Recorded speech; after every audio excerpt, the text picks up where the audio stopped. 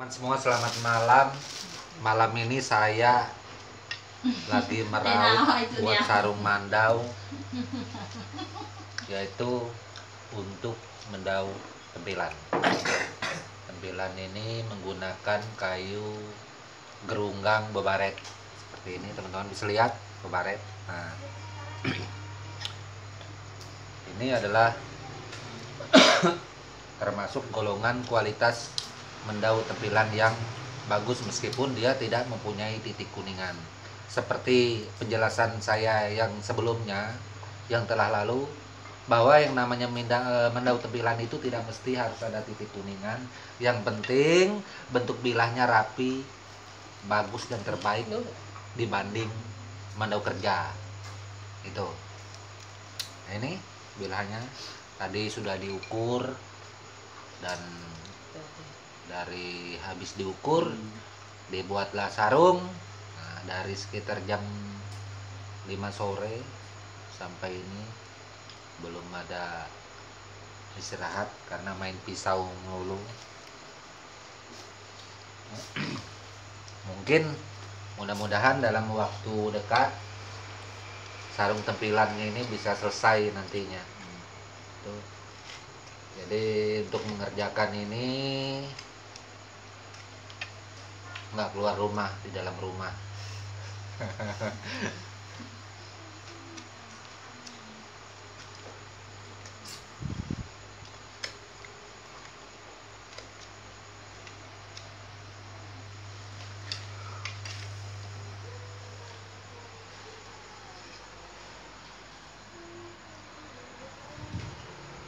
Kotor semua tempat kerja, tapi itulah namanya bekerja ngukir. Ya, memang harus kotor. Nah, ya. Nah, ini sarung tempilan juga yang bebaret, gerunggang bebaret, untuk mandau yang berikutnya, karena mandau ini satu orang yang punya, tapi dia 2 mandau, ada 1 bilah lagi di dalam yang akan dikerjain nanti. Nah, yang punya mandau ini adalah beliau. Nah, itu ketemu lagi. 1 mandaunya yang kemarin itu bertujuan untuk dibawa ke Yaman. Mandau yang satunya itu lagi justru lebih lama, teman-teman. Hampir 3 tahun belum jadi. Ya, karena itu adanya kesibukan kemarin, ada pekerjaan di Kampung Rikong, juga bikin-bikin lontang di kampung. Nah, ini suaminya ibu yang sebelah ini baru datang dari Kutai Barat, dari kampung sekitar jam 4 sore tadi. Nah, ini tempilan beliau, teman-teman bisa lihat. Bukanlah. Nah, kita lihat nah kawan-kawan. Saya lihat.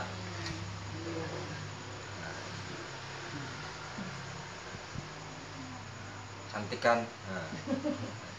Ini taruh. Masih bagus ya buatan gitu. Dia punya sarung sederhana, polos, tapi yang namanya tempilan itu seperti ulasan saya sebelumnya, bukan di sarungnya, tempilan itu bilahnya. Teman-teman bisa lihat.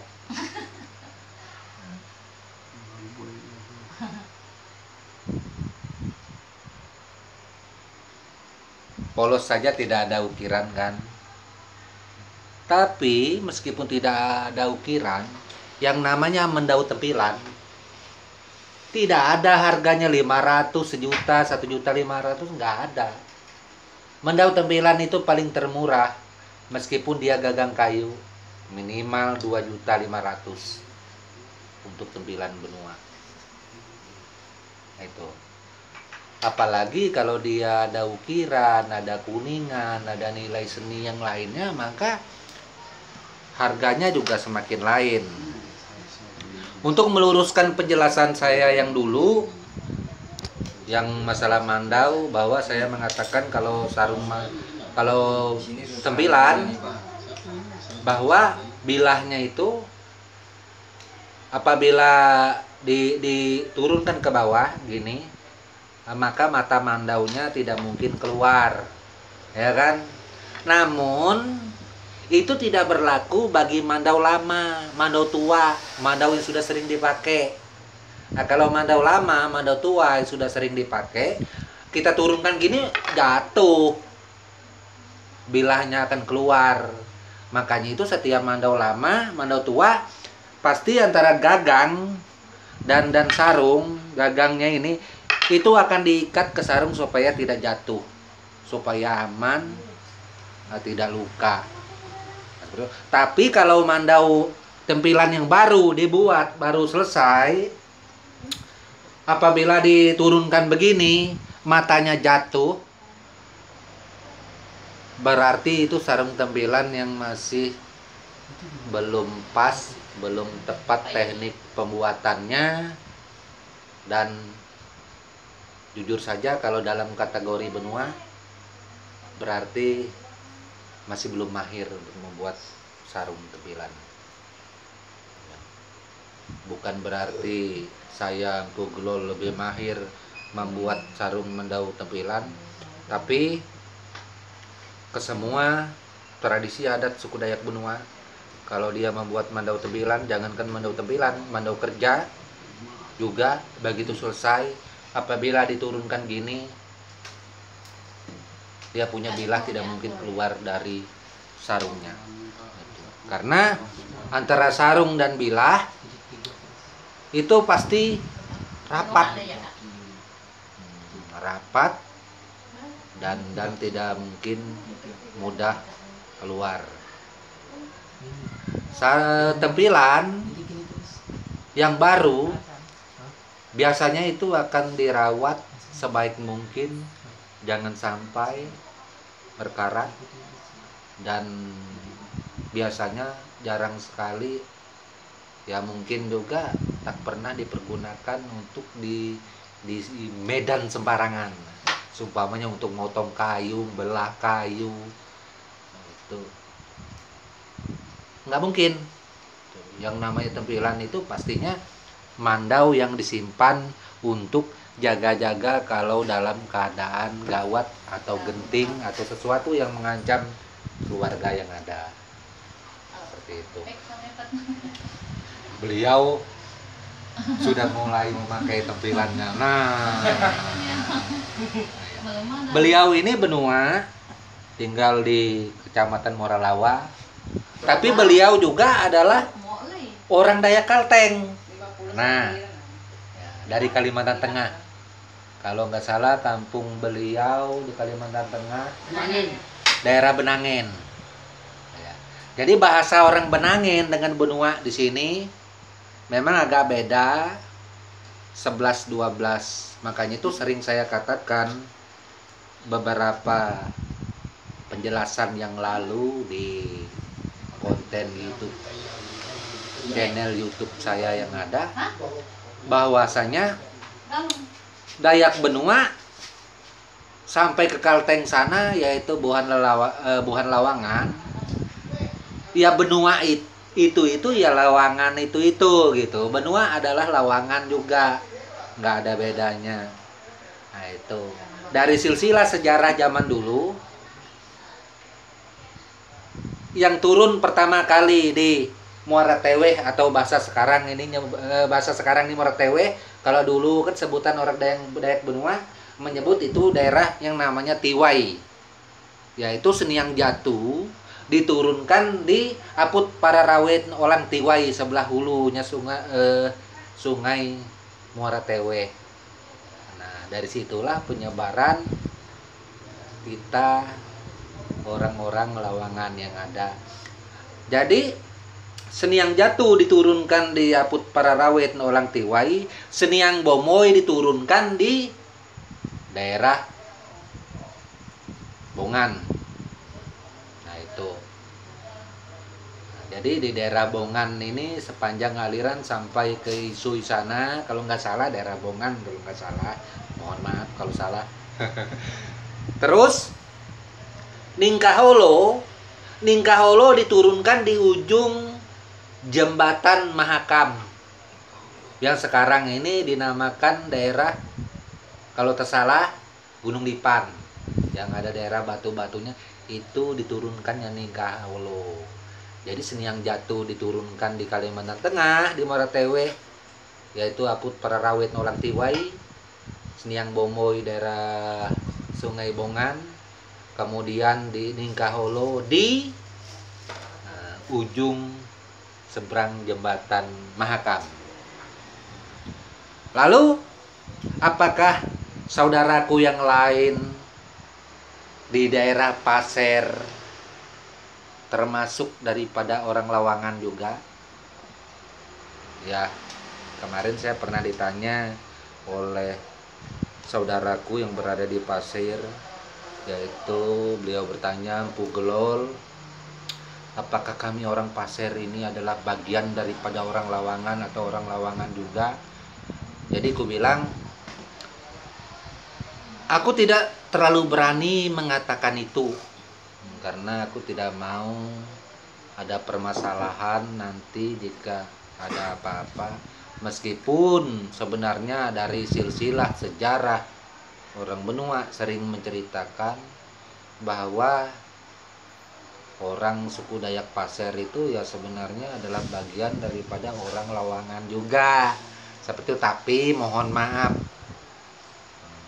apa yang saya katakan ini saya tidak berani mengatakan ini adalah hal yang benar, tapi tergantung saudaraku yang ada di Pasir sendiri seperti apa.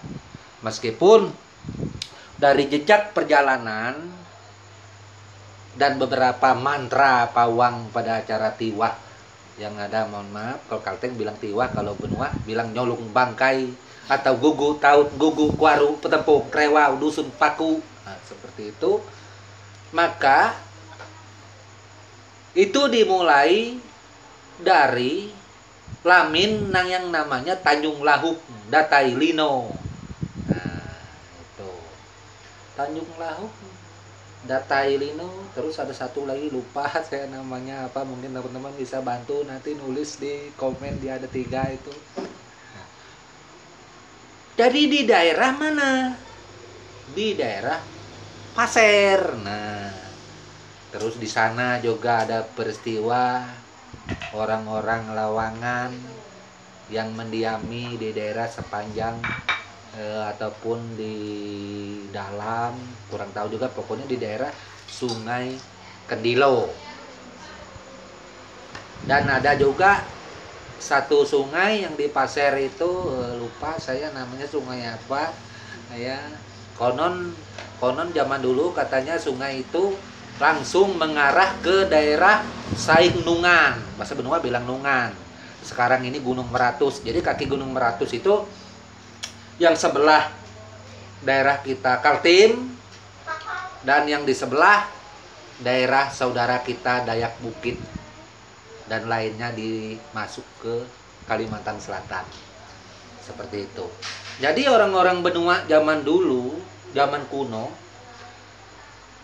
kalau mau menyempurnakan ilmu kesaktian, ilmu kanuragan istilahnya seperti itu, maka ilmu tersebut dianggap sempurna, ilmu tersebut dianggap mumpuni, kesaktiannya ibaratnya itu adalah puncak terakhir, tidak ada lagi ilmu setinggi itu, maka orang-orang benua pasti akan bertapa, atau istilah bahasa Banjar itu belampa, naik ke puncak Gunung Meratus.